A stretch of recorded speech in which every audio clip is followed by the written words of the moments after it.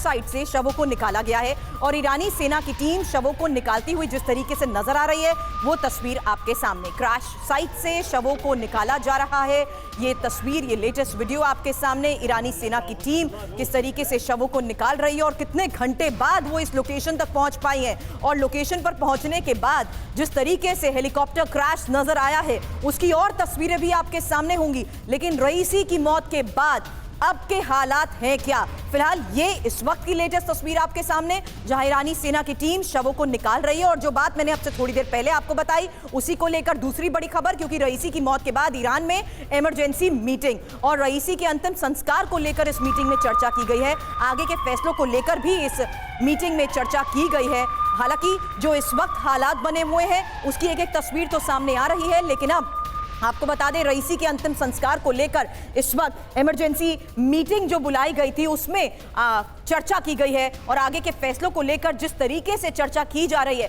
इस बारे में अपने सहयोगियों से और जानकारी हम हासिल करने की कोशिश करेंगे। लेकिन क्या रईसी की मौत साजिश है? इस पर कई कयास तो लगाए जा रहे हैं और ईरान की जांच भी जारी है, लेकिन क्रैश साइट को देखकर कई ऐसे सवाल उठते हैं जो इस मौत पर शक जरूर पैदा करते हैं। ईरान के राष्ट्रपति रईसी की मौत की इन्वेस्टिगेशन की एक रिपोर्ट अब आपके सामने हम रखने जा रहे हैं, क्योंकि रईस की मौत पर इन्वेस्टिगेशन को लेकर ही बड़े इनपुट मिल रहे हैं। हालांकि हेलीकॉप्टर का सिर्फ टेल वाला हिस्सा ही यहां पर बचा है। सुमित, मैं चाहूंगी कि इन तस्वीरों को जरा आप बयां जरूर करिएगा। और ये तस्वीरें बहुत सवाल भी उठाती हैं, क्योंकि सिर्फ टेल नजर आ रही है जो कि सुरक्षित है। पूरी टेल यहां पर नजर आ रही है, आगे का पूरा हिस्सा क्रैश हो चुका है।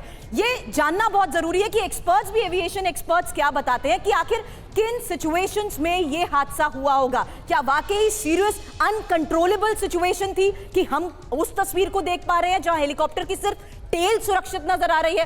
कुल 3 हेलीकॉप्टर उड़ान पर थे, 2 हेलीकॉप्टर्स की सुरक्षित लैंडिंग होती है। ये सवाल इसलिए उठा रही हूं क्योंकि मौसम और बदलते मौसम को देखते हुए जाहिर सी बात है वो संकट सभी हेलीकॉप्टर्स पर आया होगा। रूट भी सेम होगा, लैंडिंग प्रोसीजर भी सेम होता है। तो ऐसे में 2 हेलीकॉप्टर्स की सेफ लैंडिंग और सिर्फ इसी हेलीकॉप्टर का क्रैश हो जाना, क्या स्पेक्यूलेशंस लगाना सही है? इस आधार पर मौसम खराब होता, इस लिहाज से हमने बात की। बचे हुए 2 हेलीकॉप्टर्स के पायलट से पूछताछ हुई होगी, क्योंकि 18 घंटे होने के बाद भी ईरान के पायलट्स पर उनका कोई भी बयान अभी तक सामने नहीं आया है। ये तमाम पहलू चर्चा से पहले इसलिए भी सामने रखने जरूरी है, क्योंकि ये देखना होगा कि आखिर इस मौत की इन्वेस्टिगेशन किस आधार पर की जाती है और खुद ईरान क्या इसे महज एक हादसा मान रहा है या साजिश।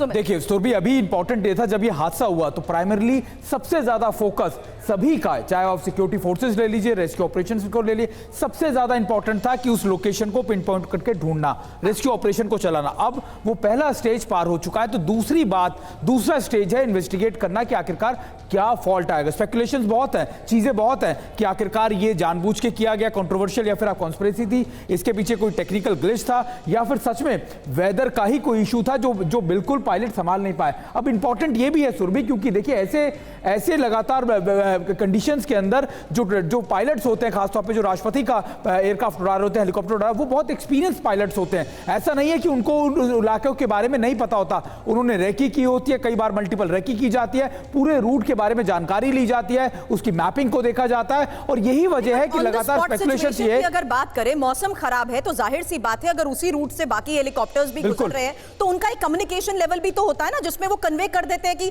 क्या सिचुएशंस हैं आगे। देखिए बिल्कुल सुरभि, क्यों आखिरकार एक की बजाय 3 हेलीकॉप्टर चलते हैं? क्योंकि राष्ट्रपति के कॉन्वॉय में या फिर किसी भी बड़े डिग्निटरी के कॉन्वॉय में 2 से 3 हेलीकॉप्टर इसलिए चलते हैं, या फिर मल्टीपल गाड़ियां इसलिए चलती हैं क्योंकि अगर एक जिसमें जो डिग्निटरी बैठे हैं या राष्ट्रपति बैठे हैं, अगर उसको कुछ हो जाता है तो फिर बाकी के लोग उसको टेक ओवर कर लेंगे, वो उनको रेस्क्यू कराएंगे। लेकिन इस पूरे केस के अंदर सबसे बड़ा जो सवाल है वो यही है कि आखिरकार अगर उस हेलीकॉप्टर का क्रैश होना था तो फिर बाकी के 2 हेलीकॉप्टर जो उसके साथ चल रहे थे उनको कम्युनिकेट क्यों नहीं किया गया? आखिरकार उन्होंने कम्युनिकेशन करने के बाद रेस्क्यू क्यों नहीं चला? तो ये सारी चीजें हैं जिसको इन्वेस्टिगेट किया जा रहा है। बिल्कुल, और इन्वेस्टिगेशन को लेकर ही किस तरीके से क्रैश साइट से ईरानी मीडिया की ग्राउंड रिपोर्ट्स आ रही है, इस बारे में चर्चा के लिए मेरे सहयोगी मनीष झा भी इस वक्त स्टूडियो में हमें ज्वाइन कर चुके हैं।